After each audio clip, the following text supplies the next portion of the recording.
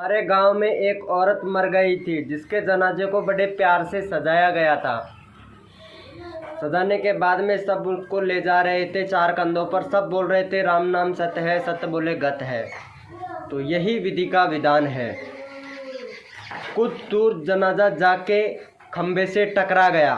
टकराने के बाद में उस औरत को होश आ गया। होश आने के बाद में सब चले गए अपने अपने घर। कुछ समय बाद में उस औरत फिर से मर जाती है। फिर से वही बोलते हैं राम नाम सत्य है, सत्य बोले गत है।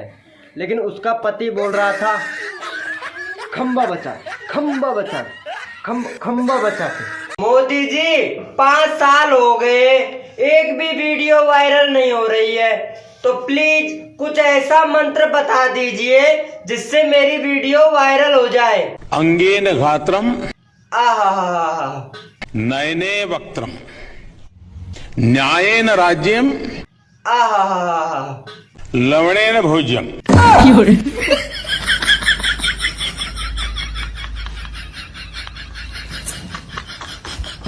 कबीर ये बताओ, लड़के ज्यादा गुस्सा करते हैं या लड़कियां? मैडम जी लड़कियां। तो कैसे? अगर आप मेरे को किस करें तो मेरे को गुस्सा नहीं आएगा। अगर मैं आपको किस करूं तो आपको गुस्सा आएगा। तो तू किस करी क्यों रिया है? देखो आया ना गुस्सा। आमिर तुम इतनी लेट क्यों आए हो?